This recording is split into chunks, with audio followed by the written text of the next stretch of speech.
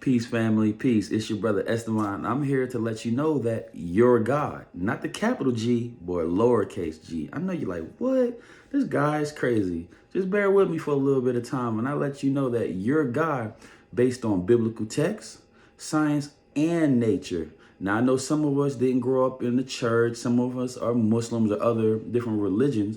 I'm going to use the biblical text because most religions are Abrahamic societies or Abrahamic nations. So we're going to use that. Now, just bear with me for a moment, okay? So in the Bible, it says in Genesis 1:26, you were made on the image and likeness of God. Now, based on those things, if you're made in the image and likeness, that means you're God. But that's too simple. We're going to go to Psalms 82:6. It says, ye are all gods, children of the Most High, but you would die like princes and fall like of other men. So it says that you're God, but that's too simple because just because I'm God doesn't mean anything. In John 10:34, Jesus said, is it not written in your law that ye are all gods? So it's twice right here already in the Bible that says ye are gods. But what law is Jesus talking about? This particular law is the Mosaic law. In the Quran, you'll call him Musa or Moses in the Torah. See, the Quran bears witness to the truths of the Bible, of the Torah and the Injil, as well as the Torah is the first 5 books of the Bible. So we're already there. Now, I have friends say, what if I'm Buddhist? We already know God comes in the person of someone always. In Genesis chapter 18, Abraham met with God in the person of him. Now, if you're Buddhist or Hindu, we know his name is not Abraham, but it's Brahma, which is an anagram for the name Abraham. So that's really simple. Okay, brother Esteban, you told me about God being this, that in the Bible. Let's go to science now. Now, in every person, there's a thing called DNA. This means deoxyribonucleic acid. But what do these words mean? Deoxy is related to the Latin word means Jesus. Ribo is in Arabic, Ribil al-Amin, which means the Lord sustains you stage by stage by stage. Nucleic means center, and acid is what is a flowing movement object. So based on those words, at the center of your DNA is God that flows through you in and out.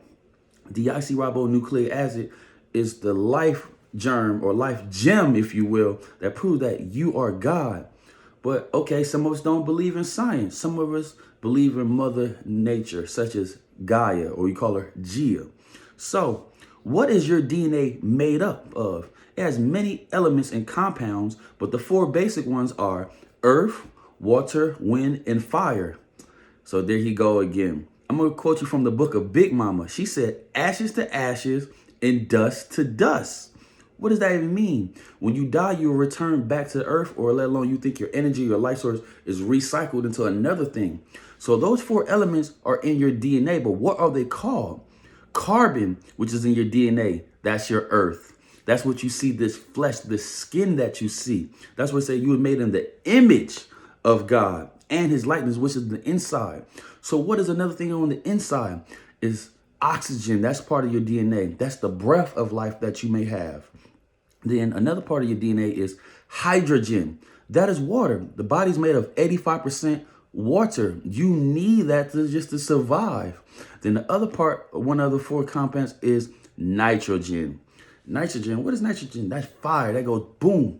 That's the spark of life that you see, that how I'm giving energy. That will keep you sustained, moving, running, come and go as you please freely, let alone you do need your mind, of course. So in conclusion, you are God. You have force and power. You're not capital G, you're a lowercase g God.